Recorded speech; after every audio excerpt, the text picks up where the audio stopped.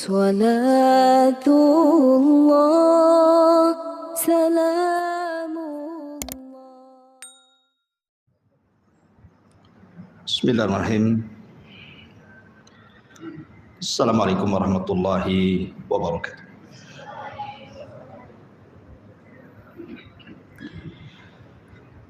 Alhamdulillah wassalatu wassalamu ala Rasulillah wa ala alihi wa sahbihi wa mawalah wa la hawla wa la quwata illa billahi wa ba'd. Baik, kita lanjutkan kajian kita, masih membahas tafsir dari surah Al-Baqarah. A'udzu billahi minasyaitonir rajim. Bismillahirrahmanirrahim. Qul in kanat lakumud darul akhiratu indallahi khalisatan min dunin nas fatamannawul mauta in kuntum shadiqin wala yatamannawnahu abadan bima qaddamat aydihim wallahu alimun bizzalimin.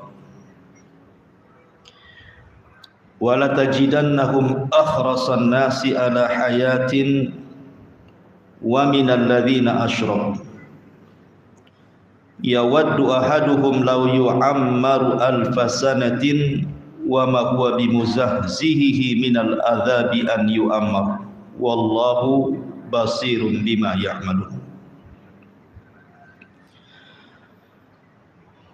Katakanlah wahai Muhammad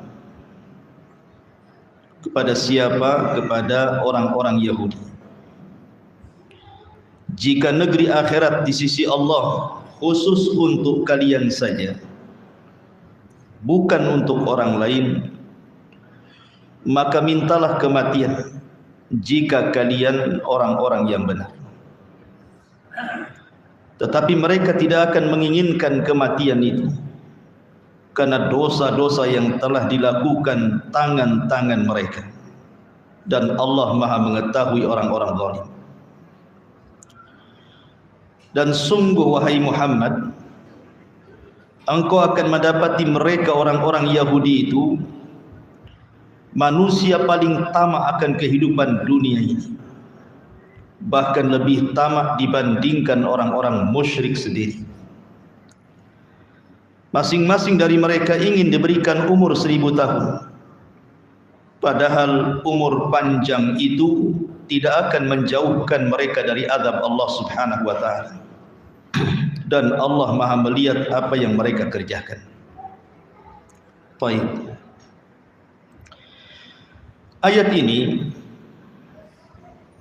menjelaskan kepada kita tentang sifat-sifat orang-orang Yahudi, di mana orang-orang Yahudi mengklaim sejak zaman dulu sampai hari ini bahwa mereka adalah orang-orang pilihan Allah.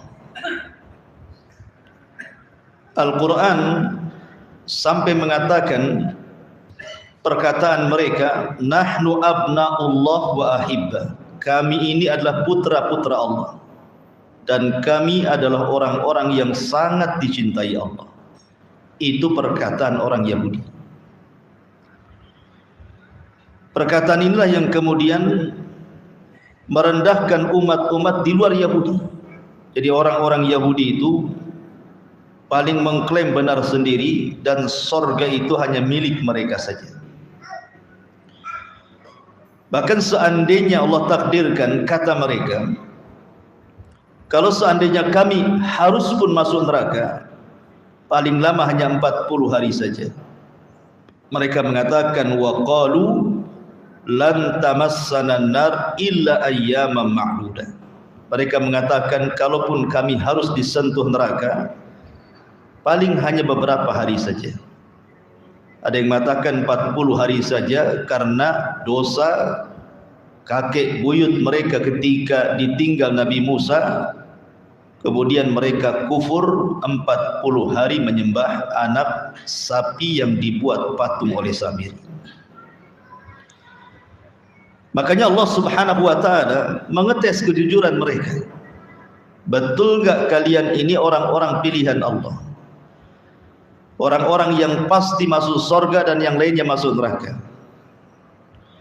Kalau ucapan kalian benar, kul, katakan ya Muhammad, jika negeri akhirat ini, in kanat lakumud darul akhiratu indallahi khalisatan min dunin nas, jikalau negeri akhirat ini di sisi Allah khusus untuk kalian Yahudi saja, bukan untuk orang lain, fatamannawul mauta in kuntum shadiqin, mintalah kepada Allah kematian, supaya dengan mati itu cepat masuk surga. Daripada susah hidup di bumi, bagus cepat mati, kan begitu, supaya mendapatkan kenikmatan yang jauh lebih nikmat dibandingkan kehidupan dunia. Maka Allah Subhanahu wa taala tegaskan, wala yatamannawhu abadan bima qaddamat aydihim. Tetapi mereka orang-orang Yahudi itu tidak akan menginginkan kematian itu. Kalau seandainya engkau wahai Muhammad tanya kepada mereka, kenapa kalian tidak minta kematian kalau memang surga itu sudah jelas-jelas tempat kalian dan bukan tempat orang lain? Maka pasti mereka akan menolak itu. Walan yatamannawhu abada. Mereka tidak akan menginginkan kematian itu.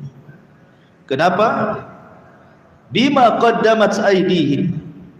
Karena mereka tahu bahwa mereka memiliki dosa yang dilakukan tangan-tangan mereka. Wallahu alimum bidzalimin. Dan Allah Subhanahu wa taala Maha tahu terhadap orang-orang zalim. Kemudian Allah Subhanahu wa taala berikan alasan kenapa mereka tidak mau berangan-angan kematian, padahal mereka mengklaim surga itu milik mereka. Ini alasannya, wala tajidannahum ahrasan nasi ala hayatin wa minal ladzina asyraku.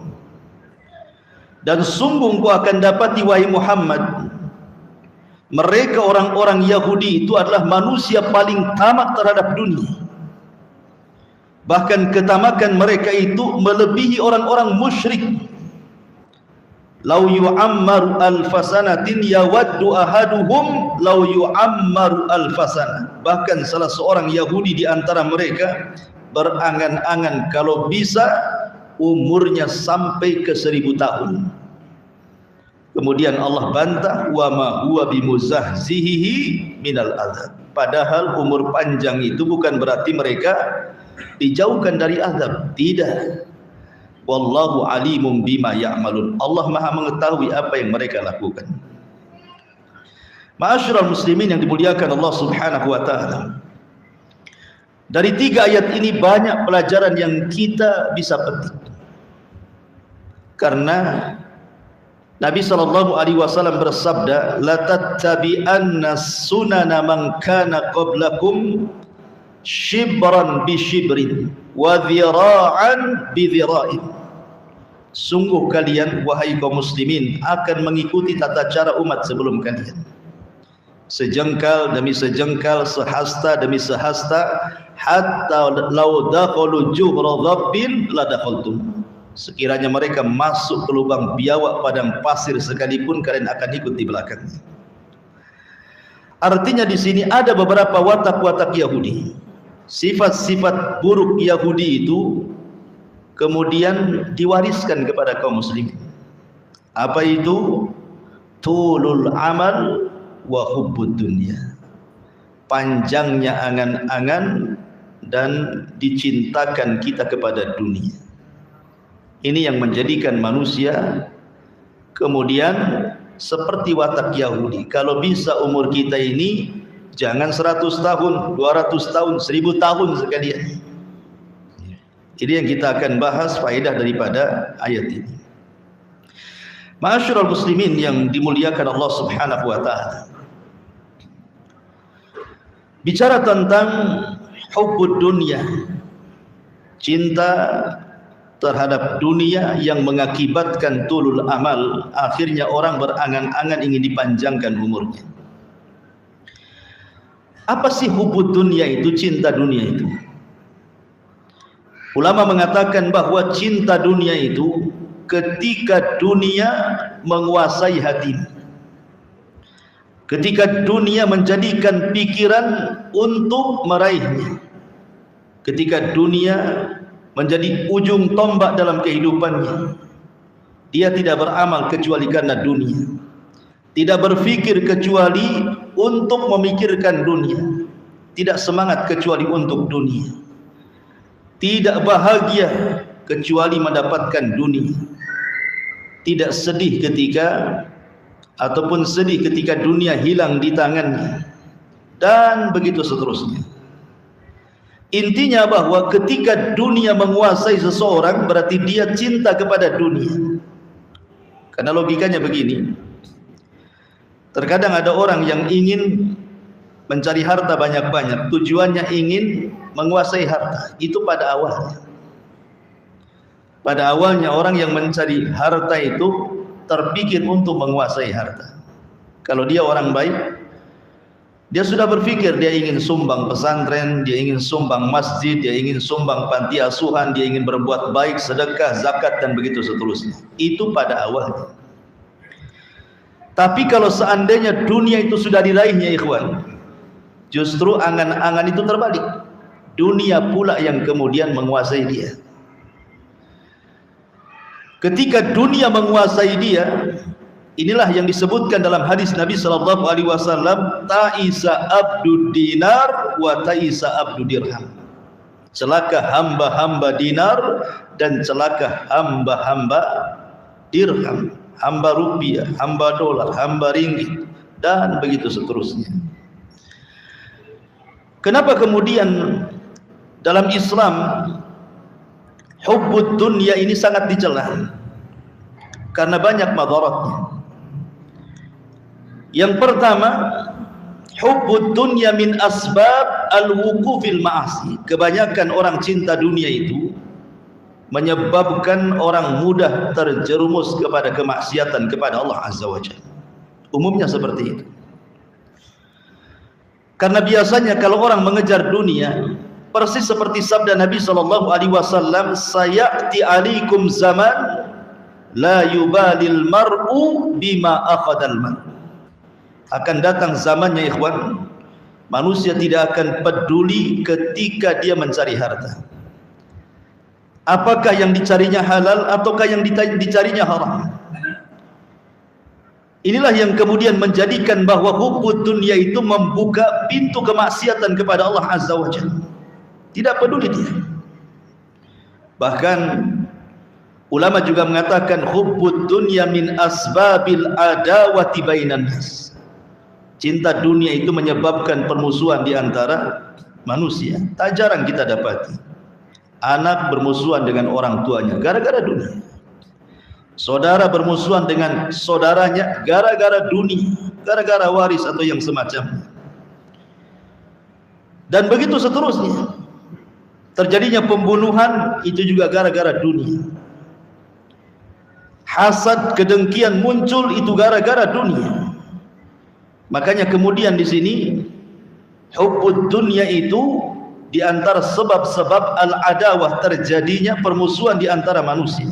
Bahkan yumazzikul usratul wahid, bisa merusak satu keluarga. Betapa banyak istri meminta cerai gara-gara apa? Hubbud dunya. Gara-gara suaminya tidak kerja, minta cerai dia. Ada uang, abang saya. Tak ada uang, ku tendang, katakan gitu ya bahasanya. Artinya bahwa terkadang gara-gara dunia ini keluarga bisa pecah. Ketika satu keluarga dia sudah diberikan kekayaan, kemudian ada keluarganya minta bantuan. Okelah, satu kali dikasih, dua kali dikasih, tiga kali malas dia ngasih. Akhirnya handphonenya di silent.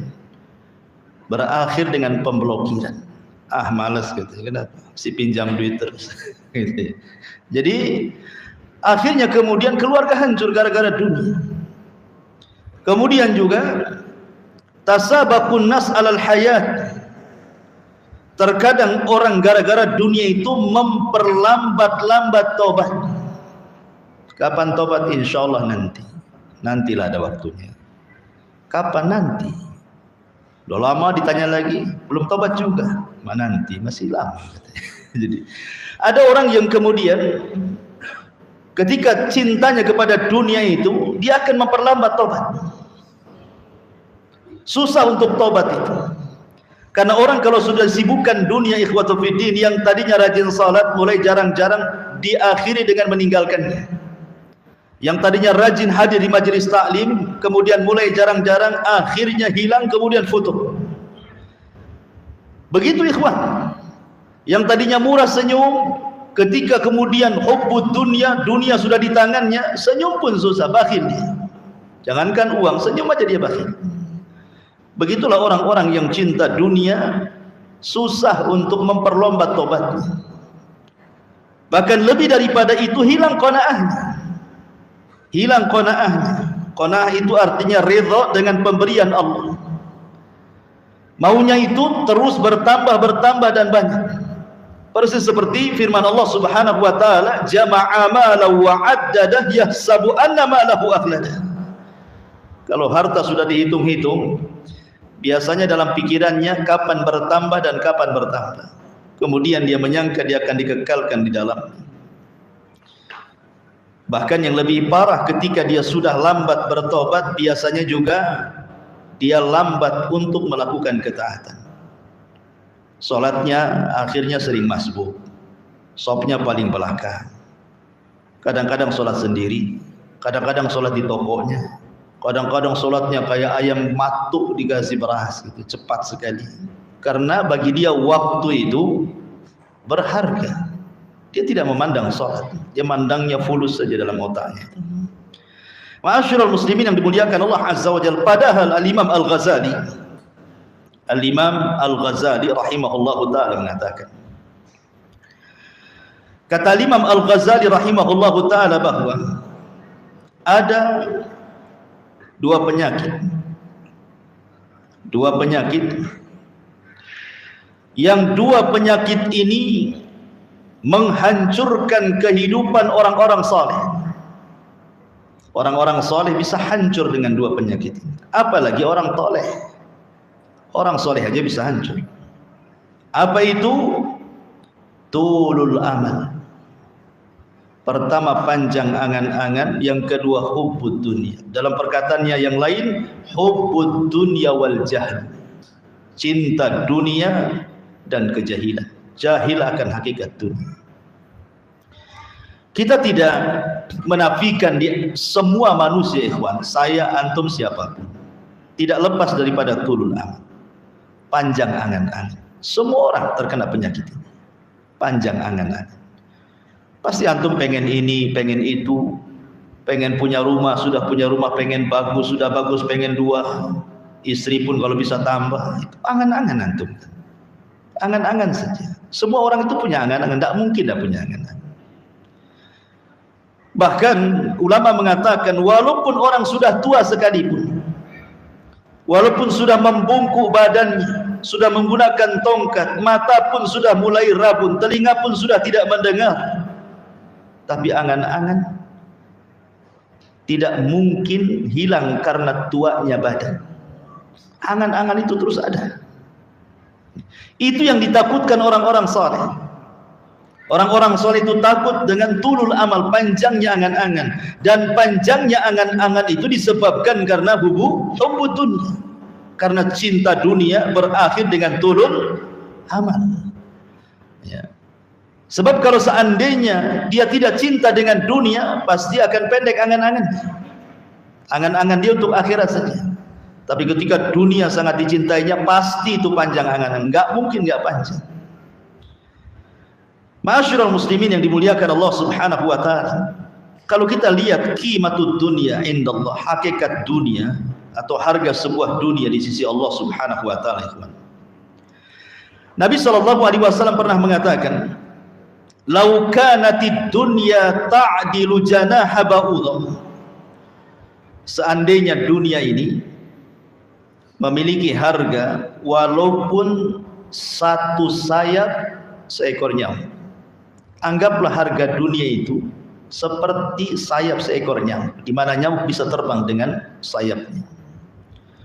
Ma saqa kafiran minha syurbatan, kata Rasul. Tentu orang kafir tidak akan diberikan kesempatan untuk meminum walaupun setetes air yang ada di bumi, kalau dunia itu ada harganya, walaupun hanya sesayap nyamuk.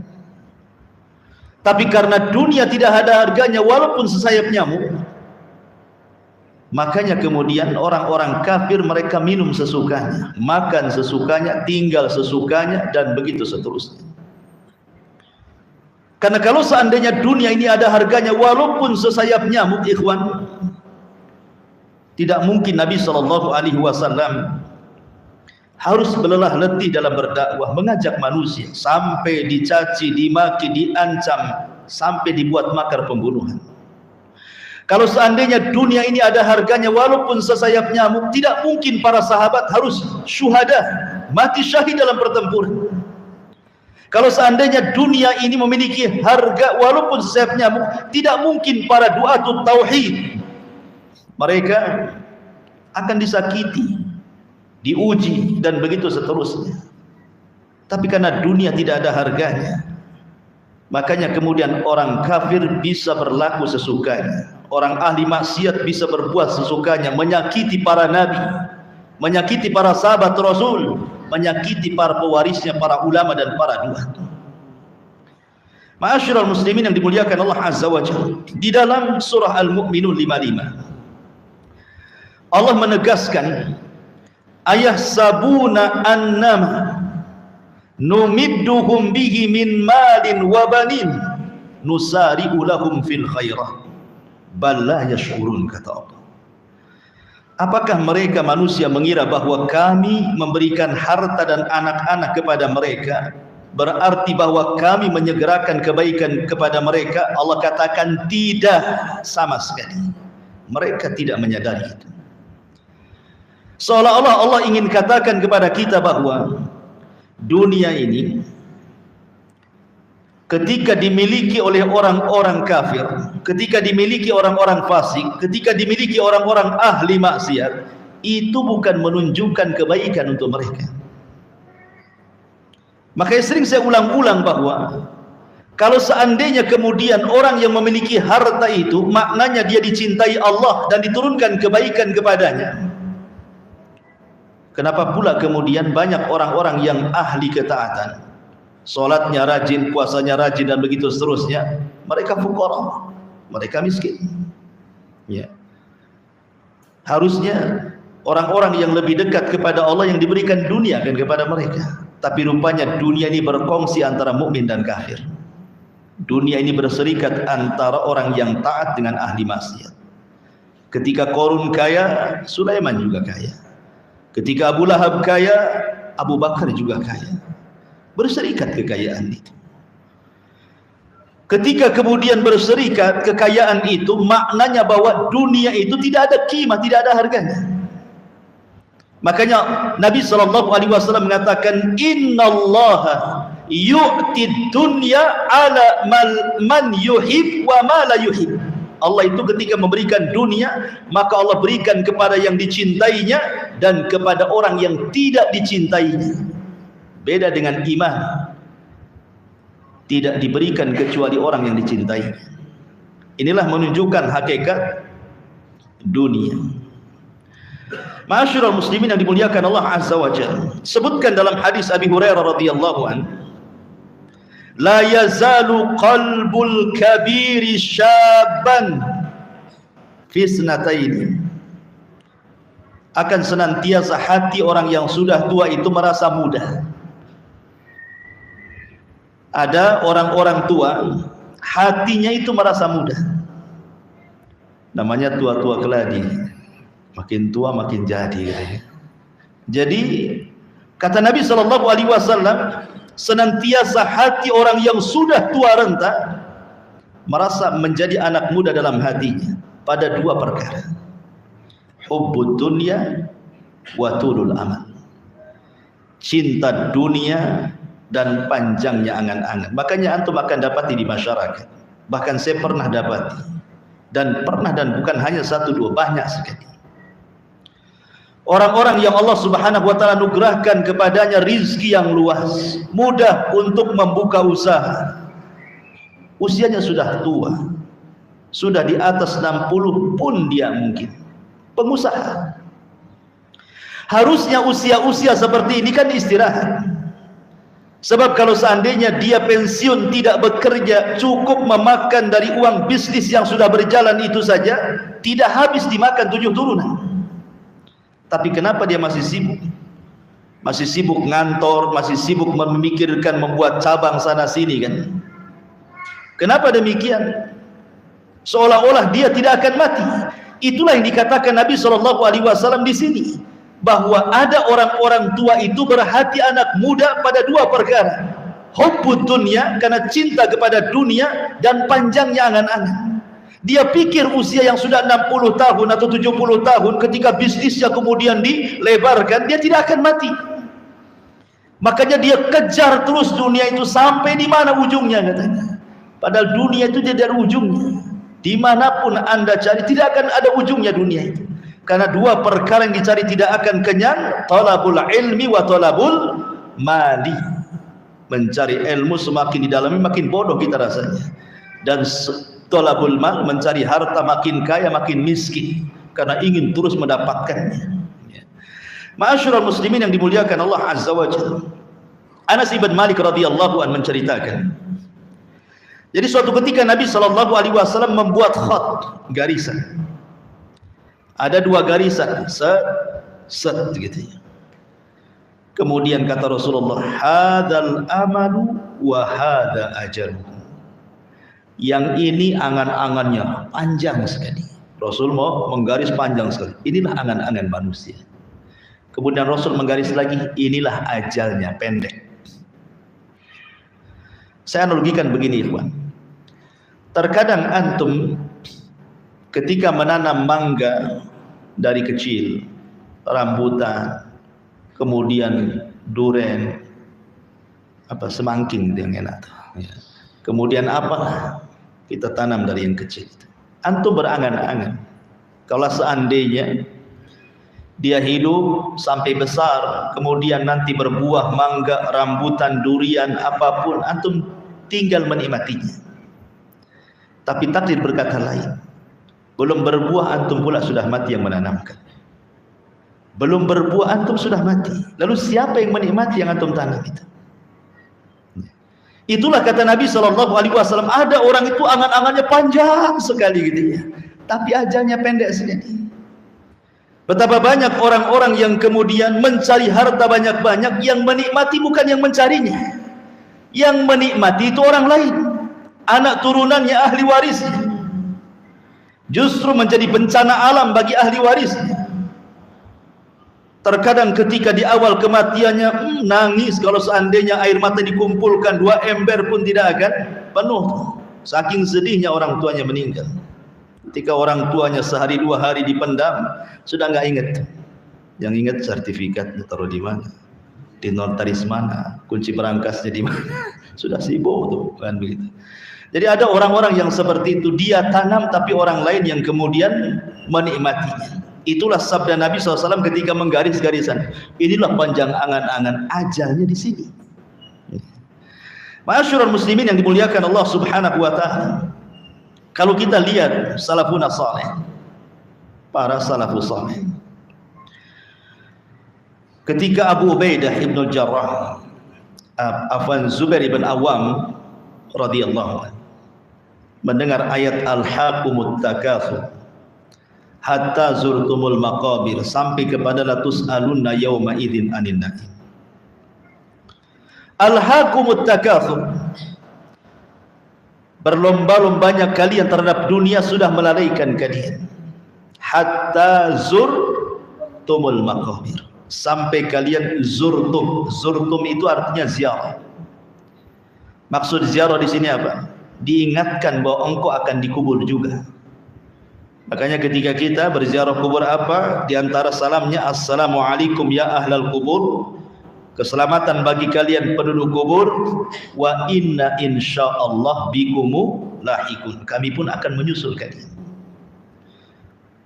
Artinya bahwa ayat ini mengingatkan bahwa jangan sampai melalaikan kalian, berlomba-lombanya kalian terhadap dunia, karena kalian akan mengunjungi kuburan dan kalian akan dipendam di situ.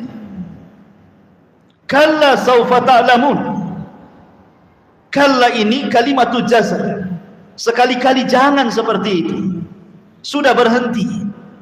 Yang melalaikan kepada dunia, melalaikan akhirat dari dunia itu stop sampai di sini. Itu maksudnya. Kalla itu artinya. Karena kalian akan mengetahui apa? Hakikat dunia.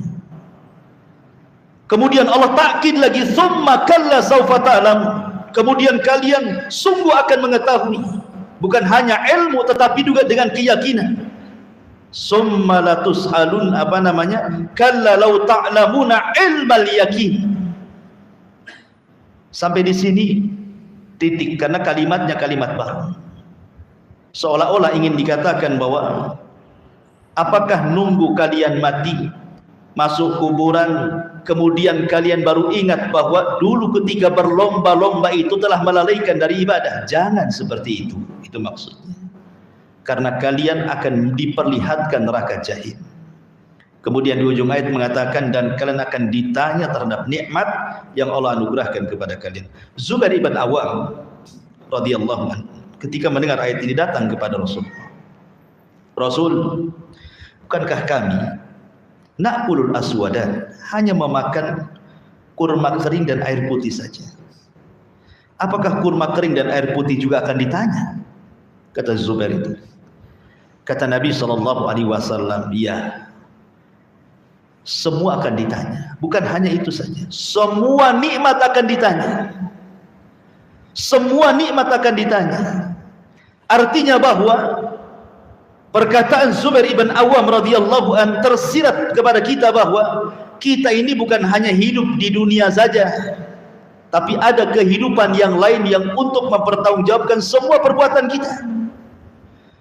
Makanya kemudian Sa'id ibn Amir Az-Zahid, Sa'id ibn Amir, orang yang luar biasa.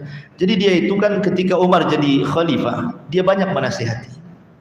Nasihatnya bagus, luar biasa. Pokoknya menasihati Umar tuh sampai nangis dinasihati oleh Sa'id ibn Amir. Bahkan dia mengatakan, usika ya Umar antahsyalillah. Aku wasiatkan kepadamu wahai Umar, takutlah kau kepada Allah.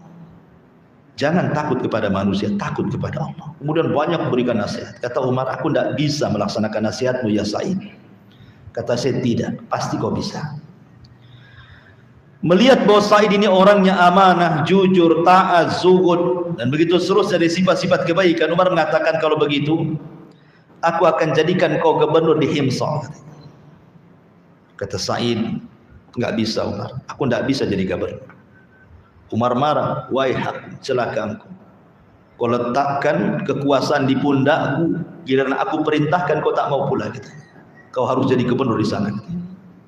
Terpaksalah Sa'id ibn Amir jadi gubernur di Himsa.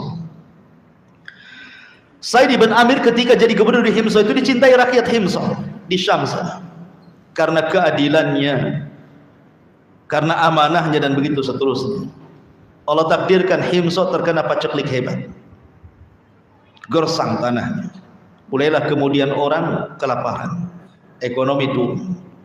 Akhirnya kemudian orang-orang Himsa pun datang ke Madinah melaporkan kondisi Himsa kepada Amirul Mukminin radhiyallahu anhu. Boleh jadi Amirul Mukminin bisa memberi bantuan untuk memulihkan ekonomi yang ada di Himsa sana. Maka Umar mengatakan, kalau begitu catat semua fuqara, nama-nama fuqara yang ada di Himsa. Kemudian serahkan kepadaku. Berapa banyak fuqara yang ada di sana?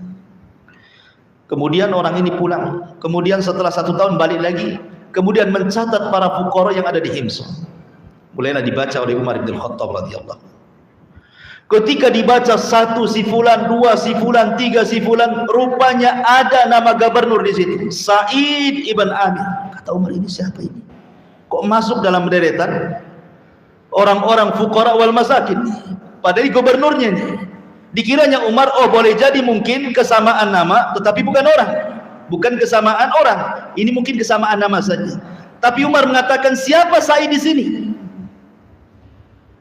Maka orang ini mengatakan, dia Sa'id ibn Amir, gubernur kami wahai Amirul Mukminin. Fabaka. Umar pun menangis. Kok ada seorang gubernur masuk pula dalam catatan dari orang-orang fakir? Ya. Kalau sekarang itu ada apa namanya, kertas dari RT RW yang menunjukkan antum fakir kan, itu ya, gak dapat bantuan itu ya. Kok gubernurnya pula yang fakir? Mana ada di zaman sekarang gubernur fakir? Syarat jadi gubernur harus kaya kalau sekarang. Kalau fakir nggak akan kepilih, karena tidak bisa nyerang fajar di waktu fajar itu, nggak bisa. Nggak ada serangan fajar kalau dia fakir. Ma'asyiral muslimin yang dimuliakan Allah Subhanahu wa taala. Akhirnya kemudian Umar bin Khattab radhiyallahu anhu langsung memerintahkan pengawalnya, ambilkan mal dari Baitul Mal, harta dari Baitul Mal. Kemudian diambilkan harta dari Baitul Mal, serahkan kepada gubernur harta ini. Dibawanya harta ini ke Syam, ke Himsah. Kemudian diletakkan kepada Sa'id bin Amir. Wahai Sa'id, ini harta dari Amirul Mukminin untuk. Tiba-tiba dia menjerit, "Inna lillahi wa inna ilaihi raji'un," katanya. Istrinya dengar dari dapur. Dia mengatakan, "Wahai Sa'id, wahai suamiku, apakah Amirul Mukminin meninggal dunia? Kenapa Anda istirja?" Katanya. Kayak kita ini kalau ngomong inna lillahi pasti ada orang meninggal. Jadi istrinya mengatakan, "Wahai suamiku, apakah Amirul Mukminin meninggal dunia? Kenapa engkau istirja inna lillahi wa inna ilaihi raji'un?" Kata Sa'id ibn Amir, bahkan ini lebih dahsyat dibandingkan meninggalnya Amirul Mukminin. Kemarin kau, katanya. Istrinya keluar, dilihatnya dinar, harta banyak. Kata istrinya, "Kenapa dengan engkau? Ini kan harta hadiah dari Amirul Mukminin." Kemudian Sa'id mencela istrinya, "Wahai aki, celaka engkau. Fitnah ini lebih besar dibandingkan kematian Amirul Mukminin." Kemudian istrinya menyarankan kepada Sa'id, "Kalau engkau ingin melepaskan fitnah ini, sedekahkan." Akhirnya Sa'id bin Amir menyedekahkan semua dananir, dinar itu kepada fuqara wal masakin. Tidak ada satupun dinar yang diambil. Kalau seandainya antum mendapatkan harta seperti ini, istri antum tidak mungkin nyarankan diinfakkan. Kira-kira diinfakkan kata istri antum, "Alhamdulillah bang, ini rumah belum selesai cicilan, lunas lari ini," gitu.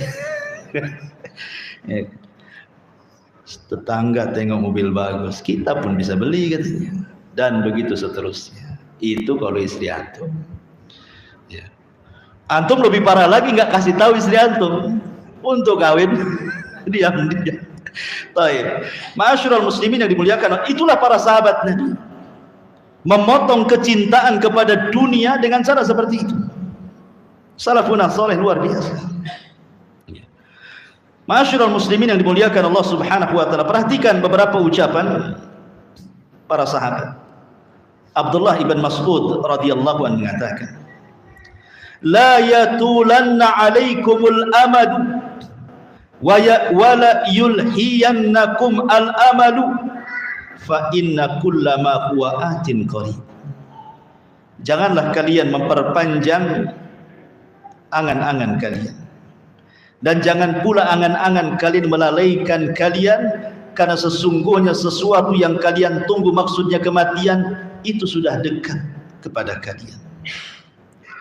Bahkan Salman Al-Farisi radhiyallahu anhu mengatakan, "Thalathun a'jabatni hatta adhakatni." 3 perkara yang menakjubkan diriku sehingga membuat aku tertawa, kata Salman Al-Farisi. Mu'amilud dunya wal mautu yatlubu.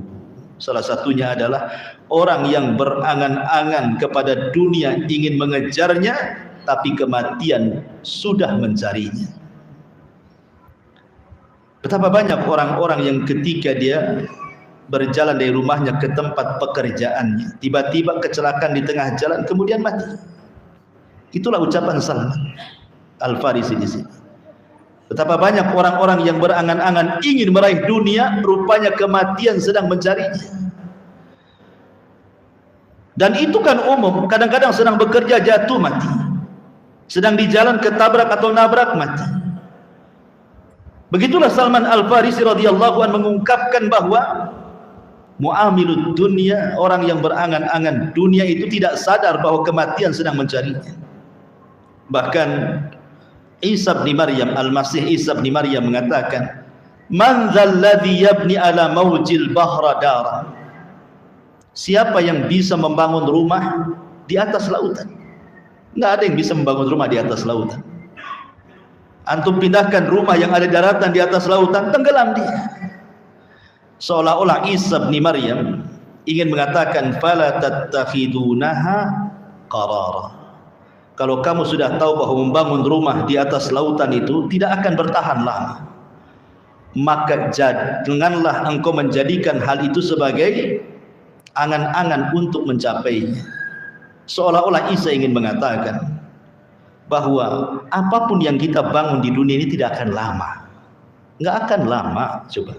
Karena dunia ini bisa merubah segalanya. Bisa merubahnya. Kita lihat coba orang-orang dulu. Presiden-presiden kita saja yang sudah meninggal. Antum datang ke kuburannya, ke kuburan Bung Karno, Pak Harto, Pak Habibie dan begitu seterusnya. Kemudian di sampingnya ada kuburan-kuburan orang-orang biasa. Apa bedanya? Presiden dengan rakyat biasa kalau sudah masuk ke liang lahat, tidak ada bedanya.